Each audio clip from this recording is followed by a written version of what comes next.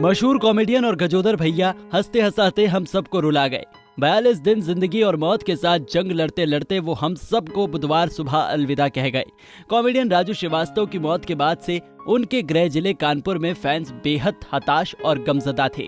लेकिन आपको बता दें, उनका मूल गांव उन्नाव के बैसवारा थाना क्षेत्र में पड़ता है।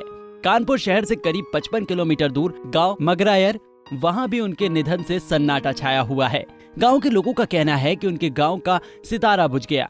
गांव के लोग राजू के बचपन की बातों को याद कर रहे हैं। आज भी मगरायर में राजू श्रीवास्तव के चाचा और उनका परिवार रहता है। राजू के चचेरे भाई वेदव्यास श्रीवास्तव ने कहा कि जिसने हमारे घर का नाम रोशन किया, आज वही चिराग बुझ गया। यकीन नहीं हो रहा कि मेरा भाई अब हमारे बीच नहीं है। कई सालों पहले उनसे मुलाकात हुई थी। जब भी मैं उनसे मिलता वो यादगार बन जाता। राजू जैसे दिखते थे वैसे बचपन में भी थे। पूरा गांव उनको प्यार करता था। वो हमारे साथ बहुत कम समय के लिए रहे, लेकिन जितना रहे उतना शानदार रहा। बता दें कि उन्नाव के बीघापुर थाना क्षेत्र के मगरायर गांव में राजू श्रीवास्तव का बचपन गुजरा। यही वो घर है जहां राजू श्रीवास्तव ने अपना बचपन गुजारा था। राजू श्रीवास्तव के गांव के लोगों के मुताबिक राजू श्रीवास्तव ने अपनी जिंदगी का पहला कॉमेडी प्रोग्राम गांव से ही शुरू किया था। मगरायर गांव का यही वो प्राथमिक विद्यालय है जहां पर राजू श्रीवास्तव ने अपनी पढ़ाई की थी। पहला स्टेज शो की शुरुआत भी यहीं से की थी। जी सुनकर बड़ा दुख हुआ इसका। जी हमारे परिवार से थे वो, लोगों के ग्रस्त थे, हम लोग बड़े भाई थे वो। मगरायर गांव में रहते थे? जी। जो पीछे घर है यहीं में रहते थे? जी यहीं रहते थे वो, यहीं खेले जी, यहीं पढ़े लिखे। खास बात यहाँ की रही कि हाँ, शिवरात्रि में यहाँ मेला लगता था। मेले का जो पहला उनका स्टेज शो था वो यहीं गांव के ड्रामे में उन्होंने किया। मतलब उनकी जिंदगी का पहला जो प्रोग्राम था हाँ, यही गांव से फिर शुरुआत की थी? गांव में ही हुआ। अच्छा।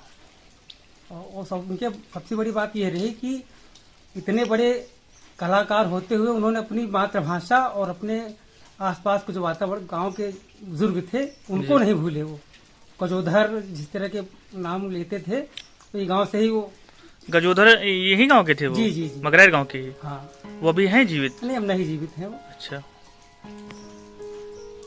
गांव के ही नवल किशोर ने बताया कि हम लोगों ने टीवी में उनको कई बार तरह तरह की आवाजें निकालते सुना था, लेकिन यकीन नहीं कर पाते थे। एक बार राजू जी गांव आए हुए थे, तब मैंने उनसे कहा, आप टीवी पर जैसी आवाजें निकालते हो वैसी हम लोगों को भी निकाल कर दिखाओ। इस पर उन्होंने कहा ठीक है।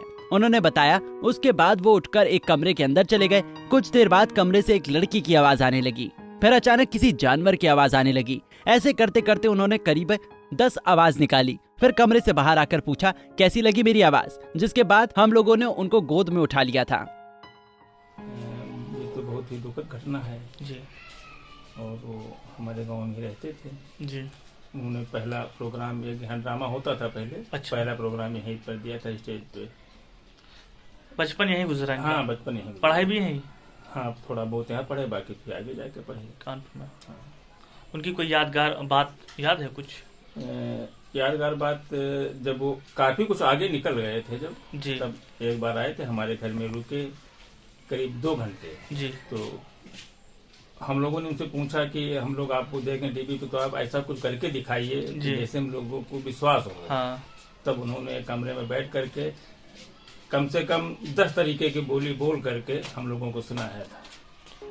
वही यादगार क्षण है हम लोगों का। ठीक है। बता दें कि राजू श्रीवास्तव के पिता का नाम बलई काका था। वो अच्छे कवि थे। करीब 10 साल पहले उन्नाव के पन्नानाल मैदान में जिला प्रशासन ने एक भव्य कवि सम्मेलन किया था। इस दौरान मंच पर राहत इंदौरी, हरिओम, शबीना समेत पूरा जिला प्रशासन मौजूद था। तभी सम्मान के दौरान ही राजू के पिता की अचानक मौत हो गई थी। राजू का शरीर भले ही पंचतत्वों में विलीन हो गया हो, लेकिन उनकी यादें और उनकी कॉमेडी हमेशा लोगों के दिलों में जिंदा रहेगी। पंजाब केसरी टीवी के लिए उन्नाव से विशाल चौहान की रिपोर्ट।